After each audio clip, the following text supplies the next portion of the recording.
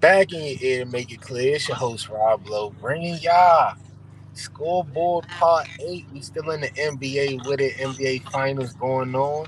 Got Coach in the building. Got Sleazy Ray in the building. How y'all Oh feeling? yes, Yes, good, sir. y'all.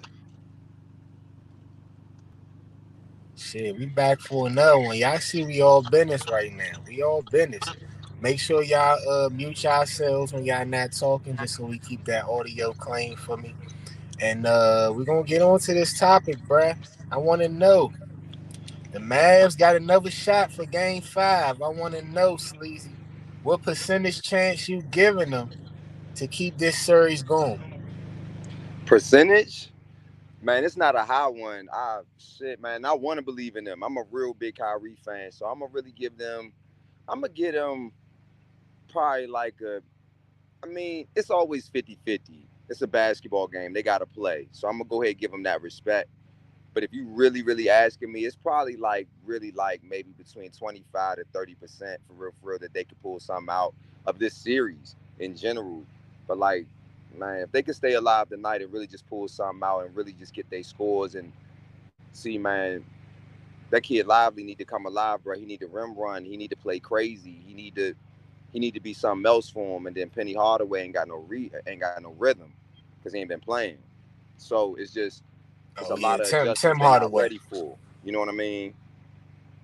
So I don't know. Their percentage ain't high to win this.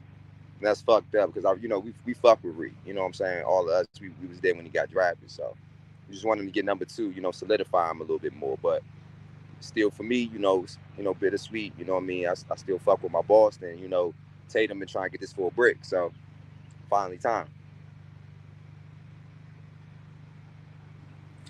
You finish all strong right there, my brother. No freaky. It's finally time. So 0% goes to Dallas Mavericks to get past game 5. I'm sorry. I got Boston going game 5. I always had Boston going game 5, starting this playoff series. Starting this finals. So I'm gonna stick with it. Yeah, they had a little nice game 4, a little blowout, whoop de doo razzle. But it's time for business now. Back in Boston, game 5. Let's handle shit. Alright, so on my end, I'm gonna go more with Sleazy side, man. I got 35% written down here. It's a lot of factors that's gonna go into this game, bruh. It's a lot of factors, but we gotta talk about the main factor for real is KP, man. The minutes that KP been on the floor, they what plus 25. The minutes that KP not on the floor, they minus 31, bruh.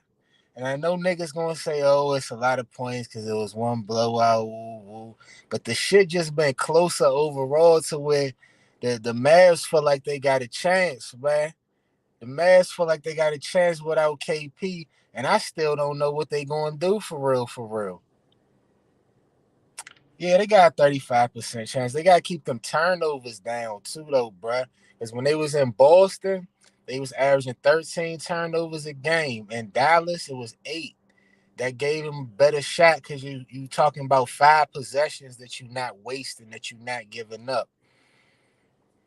And yeah, bruh, they gonna have to make a run. I still feel like it's gonna be a good game.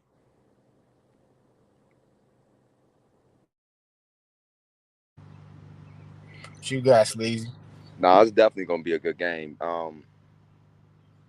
Y'all y'all got some good shit going on right now. Nah, this is real shit. Cause the problem is KP was eating them. They don't got nobody pause. They don't got nobody to really deal with that type of like you know what I'm saying, like East Coast and pick up their gameplay, you know what I'm saying, in the last like 10 years.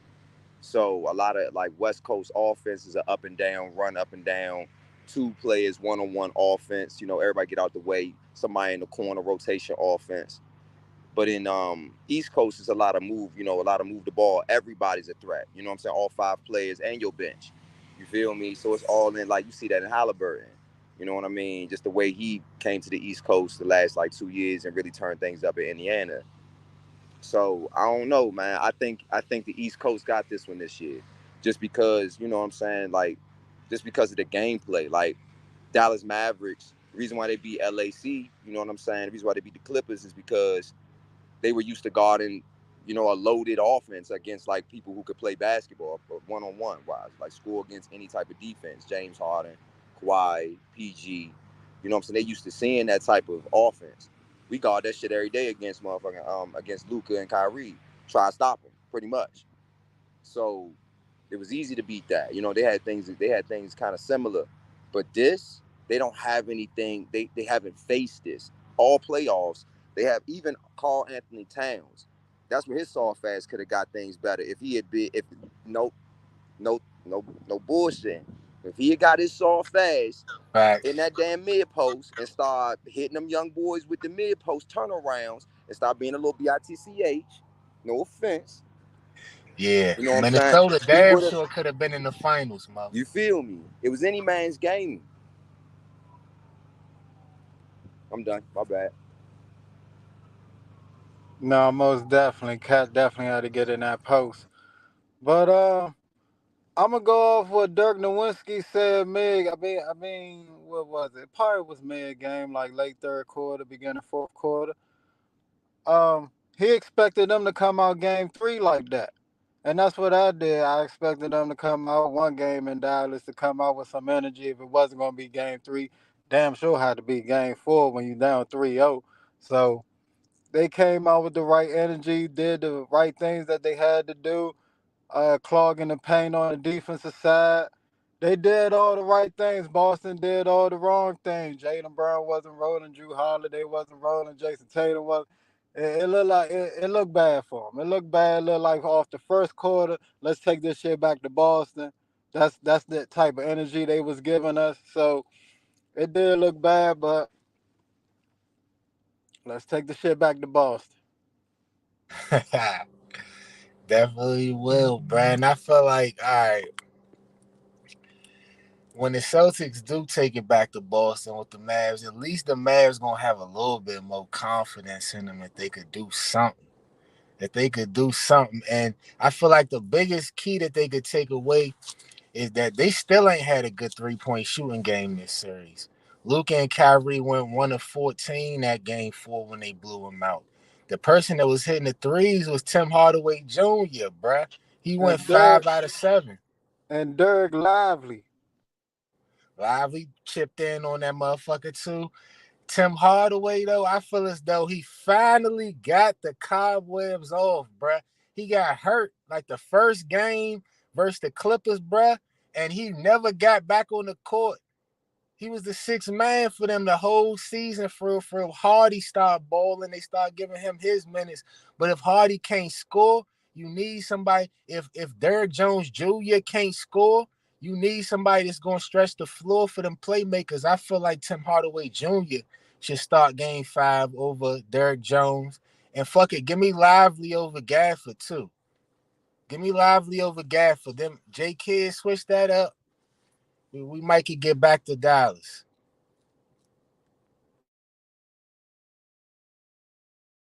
You know what I'm saying? That's all we need. I agree with y'all, man. Like they had to come out. Like Coach said, we had to come out and we had to smack him in the mouth.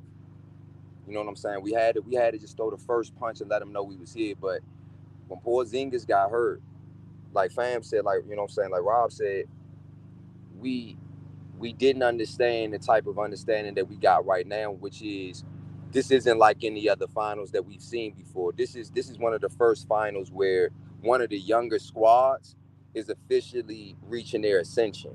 You see what I'm saying? Reaching a plateau, reaching a point where it's either gonna be broken up or it's going to be, you know what I'm saying? Like you got Shea Gilchrist about to win an MVP. You got to think about it. Even Jokic 29, he an old head compared to some of these people coming in now. You feel me? So it's a younger man's game. It's a younger man's game. So this right here is a wild card finals. So like I like what Coach said because he's watching. Like I see you watching a lot of the details for real.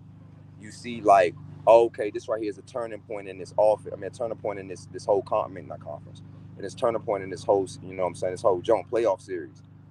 And That's what I said too. Because KP, like I said, they don't cover the mid range. They cover a basket, 3 point. That's it.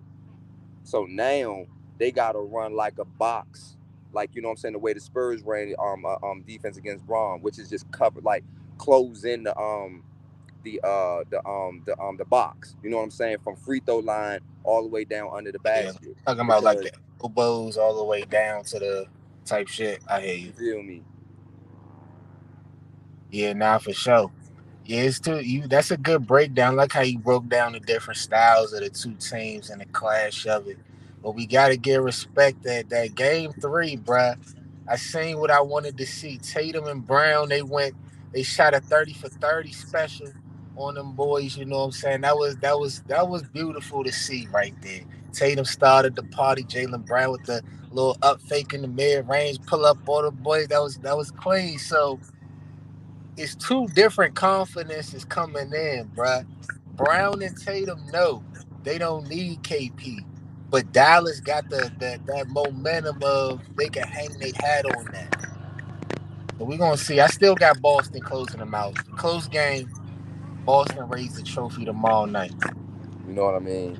You got Drew Holiday and White, and they the trash men.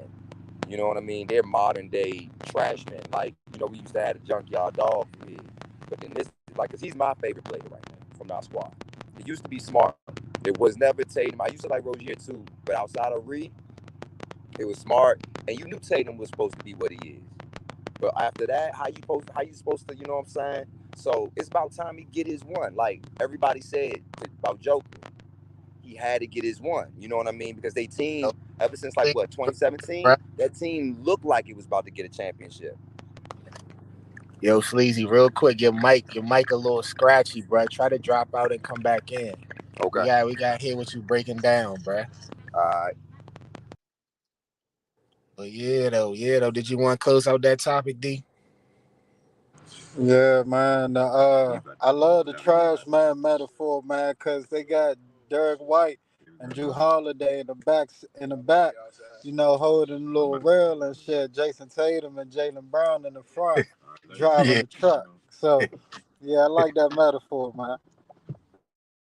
Nah, for sure. That's some rapper shit right there. Y'all gotta check out my man Sleazy Ray Bundles music. You hear me? We gonna get on to this next topic, man. We're gonna get on to the next topic. We're gonna go with the top 50 list real quick. We're gonna go with the top 50 list real quick. I don't know if my man Sleazy made a list, but he gonna definitely have some comments on these jumps that we got. Starting off at number 20. Started off D. At number 20, I got my man Carl Malone, the mailman, kicking it off at number 20 from Utah Jazz, giving you 14. I'm sorry, giving you 25 points, 10 rebounds, 3 assists, 14-time All Star, 14 All NBA. Y'all catch that? 4-time All Defense and two-time All MVP. So definitely gotta give a shout out to Carl Malone kicking off this top 20. Yeah, man. The mailman. Yes, sir. Yes, sir. My number 20 is gonna be the Joker, bruh. I wanna see Sleazy reaction too. My number 20 is gonna be Nikola Jokic, man, from the Thank you. Denver Nuggets. You say what, Sleazy? Good job on picking him as all time. Okay. Deserve to be in the top 20, say my man Ray. Now, I wasn't at this spot last year. Last year, this time we was having this conversation. I had Jokic at about number 10 center all time. That was before the chip and the finals MVP. Then he added third MVP on top of it. I got to change my stance. I got to give him respect at this spot at number 20. Still with some jumps to go, you know what I'm saying? But we know the skill set, the triple double, the way he don't gotta try too hard. That's positive and negative to his game type shit. Cause it's like he gonna play for a long time even though he might not be everybody's favorite like that, he's still gonna be cooking in favorites. So that's 20. So at 19, I got Dwayne Wade. 22 points, 4 rebounds, 5 assists, 13-time All Star, 3-time All Defense, 8-time All NBA, 3-time NBA champion. Start playing with him. And you know, when we get around this time, you gotta be a scoring leader. You gotta be a scoring leader. So 08, 09, he was a scoring leader. 05, 06, finals MVP. And of course, he had a veteran old time Shaq on his team, but we all knew who led that team, and that was Dwayne Wade, the Flash. So at number 19, I got D Wade. That's tight. So I didn't really do a list, but I kind of got one already because I fuck with who. So my if I had to put somebody at my 20 of my list, I would probably put Kyrie Irving. The same age as me. He is the epitome of New York style basketball. He's Mr. 2010 and 2009's New Jersey Mr. Basketball. Spent 1 year at Duke under the illustrious Coach K. He is a wizard with the basketball, always has been. If you don't know anything about him past the age of 25, do your homework. That boy is a wizard. There's nobody better. Like there's gonna be stories and seminars and training videos about how this man used to dribble the ball.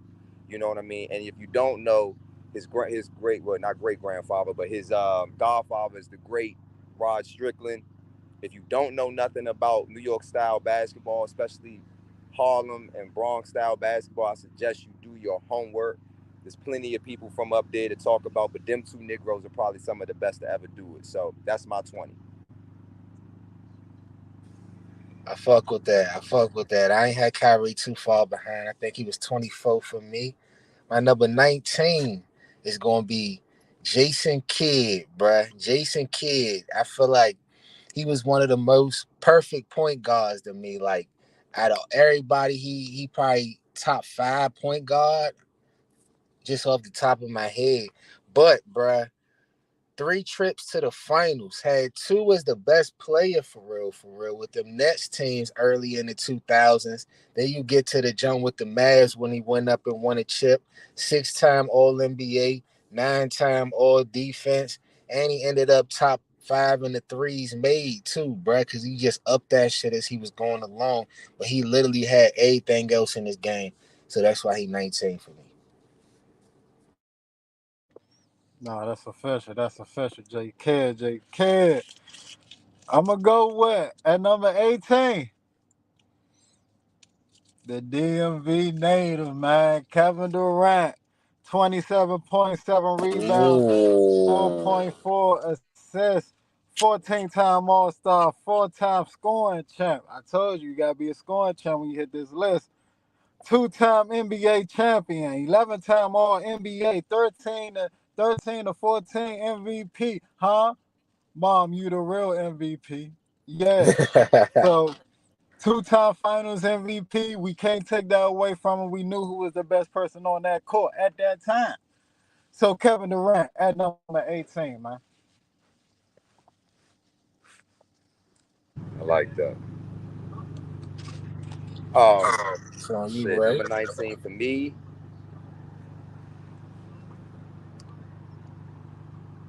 Number 19 for me. All my champions are like the ones all the way up there. So like I would put Steph Curry, but it'd probably be Penny Hardaway. You know what I'm saying? One of the prototypes of this day and age basketball style. You know, a guard that could just do it all. You know what I mean? Like, and then if Jordan didn't come back in '94, that was theirs.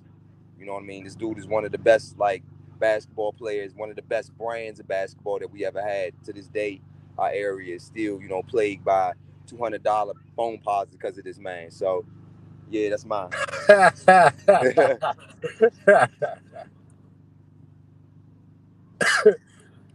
Nah, for real. Nah, for real, bruh. Phone posits got niggas in the chokehold, bruh. Like this gas. I'm gonna get on though. To my number 18? I'm gonna get my 18 off. You hear me? Uh Damn, this was a big debate, y'all. I had 18 and 17 scratched off. I ain't even write it down. I'm gonna give y'all my 18 first. David Robinson, bruh. David Robinson, the Admiral, you hear me? MVP out there on them boys. That's before Tim Duncan even came through. Then he, you know what I'm saying, taught my mans the way, give him the D Wade LeBron type of respect. You know what I'm saying? We taught him, to, even though Tim Duncan was rookie, he came in official. Don't get me wrong. But David Robinson had a part to play in that, bruh. He did that on both sides, so I gave him that at 18. There we go, Rob. There That was we it. go. That was At it. number 7, I'm sorry. Now, I'm he said sorry. that Go was ahead. it. Yeah, man. Number 17, David Robinson, man. 10-time All-Star. 93, 94 scoring champ. 90 to 91 rebound champ.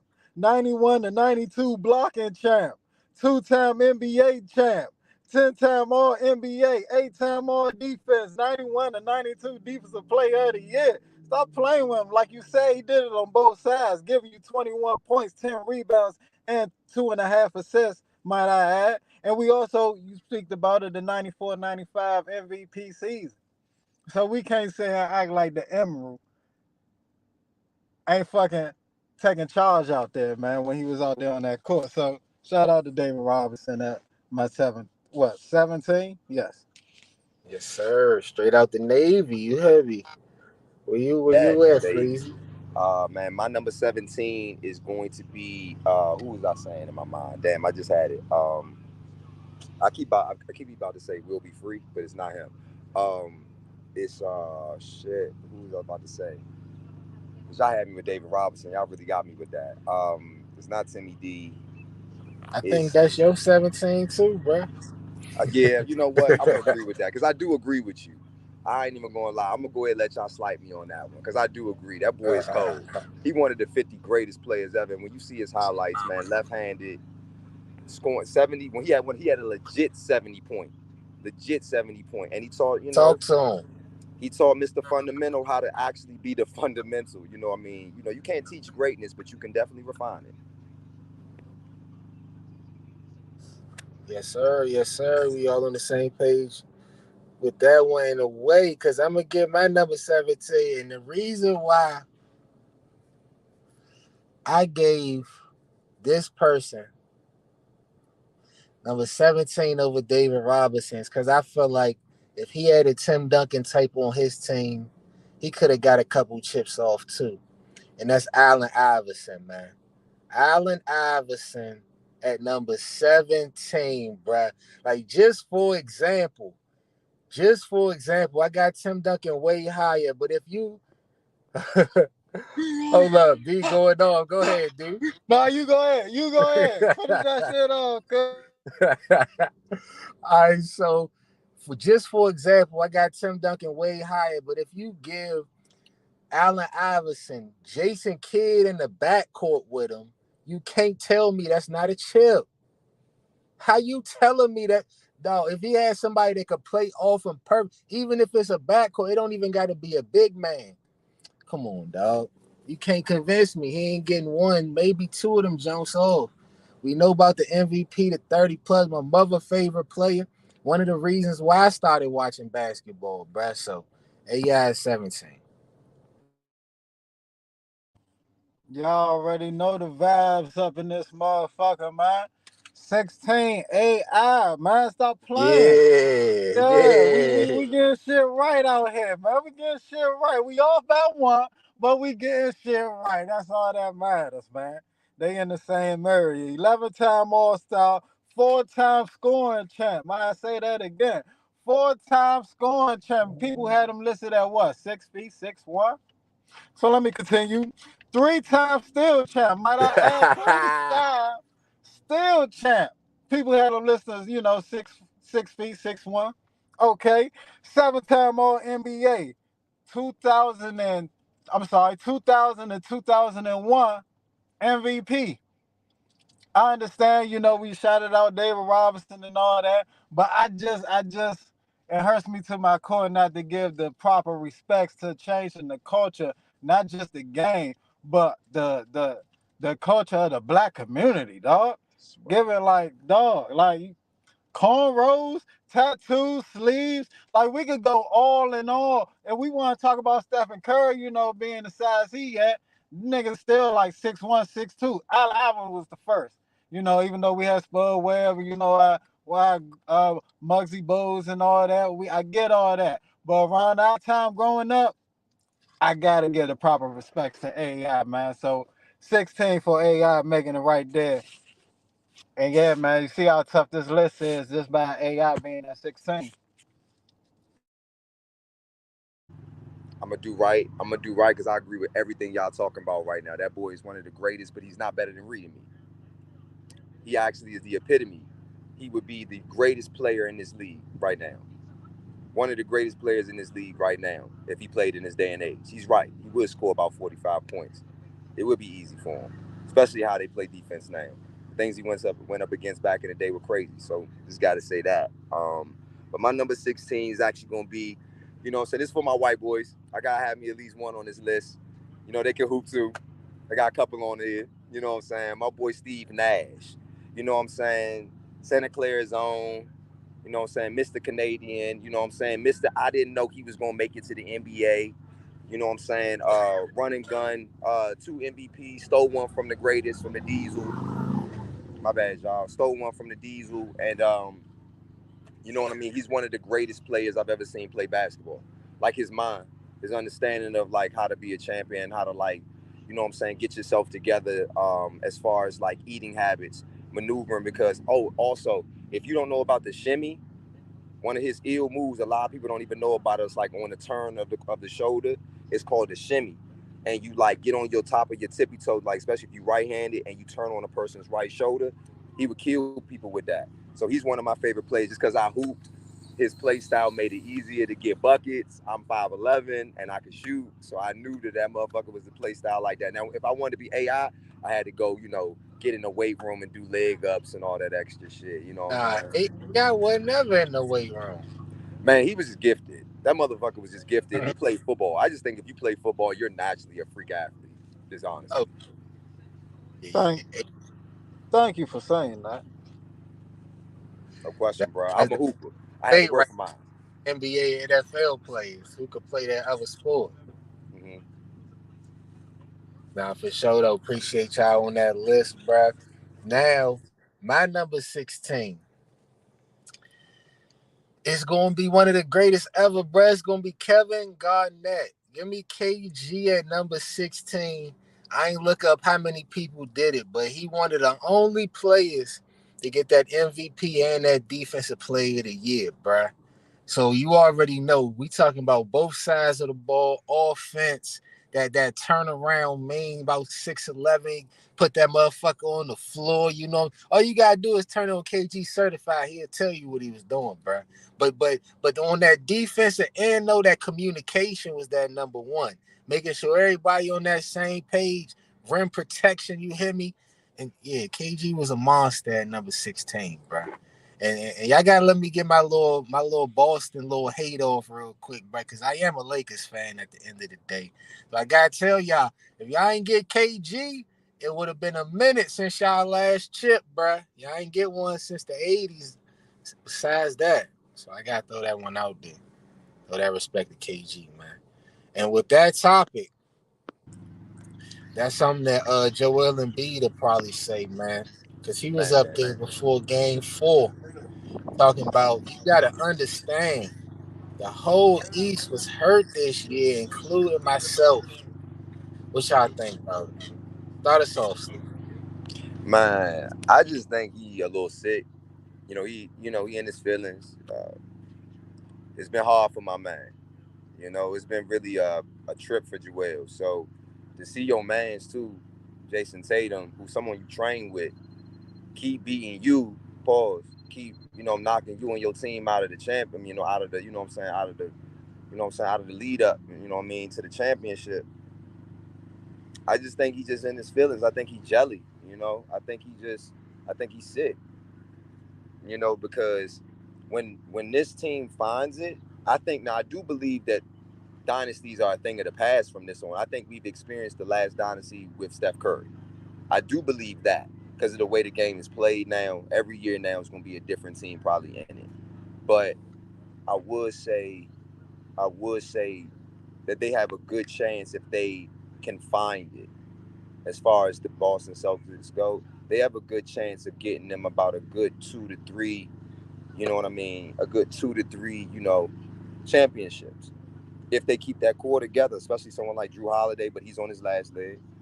They have to, but they have Brad Stevens, who's a great mind at this basketball shit, and he, as people say, he's the key. He moved Marcus Smart out and got Drew Holiday, championship DNA. So this will be his second. So what can we really say? At the end of the day, we see what Brad Stevens has done since 2015 with the Boston Celtics. They've been in playoffs every year since then. You know what I mean? That's almost 10 years, y'all. So he has to realize what he's saying. He's jealous. And that's my opinion, personally. Thank you for being on this show today, Sleazy. You are a great addition on this co-hosting that we have on our last final scoreboard episode. Cause the fuck is Joel Embiid talking about why he's not playing in the finals? Nigga, did you ever play in the finals? First of all, so the best ability is availability, and you ain't been available in the motherfucking playoffs, and I don't know how long. So for you to be saying talking about the Boston and got here because we nigga stay on the court first. That's what you need to be worrying about instead of worrying about how Boston got to the finals. That's my opinion. You know what I'm saying? Yeah, you should be the last person talking about how somebody got to the finals. You won't even get to one.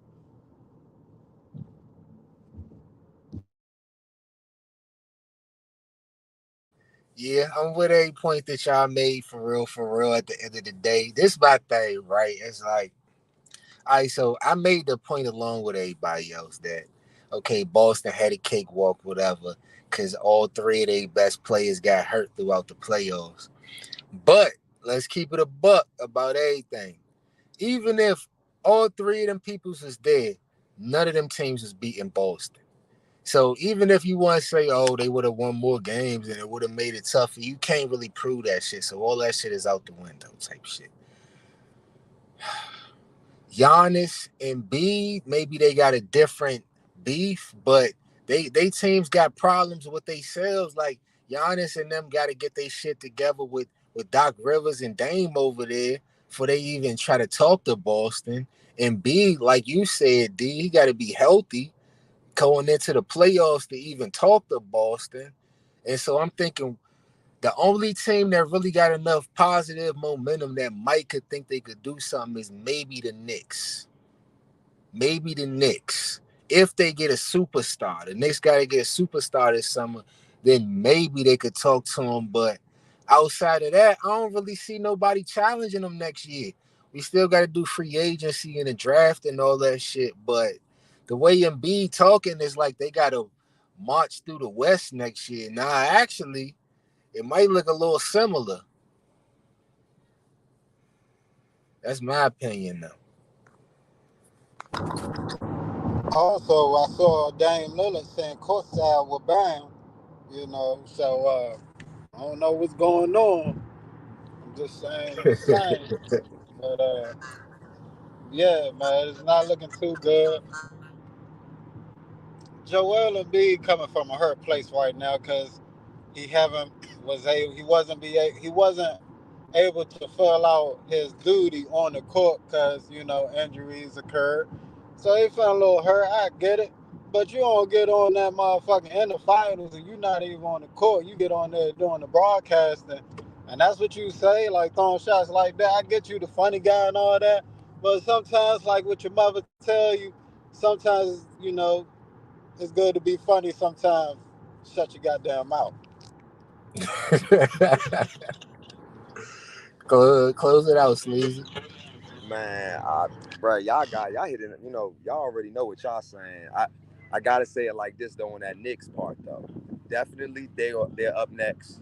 I think they're gonna move Julius Randle, which is obvious because he's a ball stopper. After watching the Villanova 4 or the Villanova 3 come to the team with Jalen, with the discipline that they bring, we don't need you.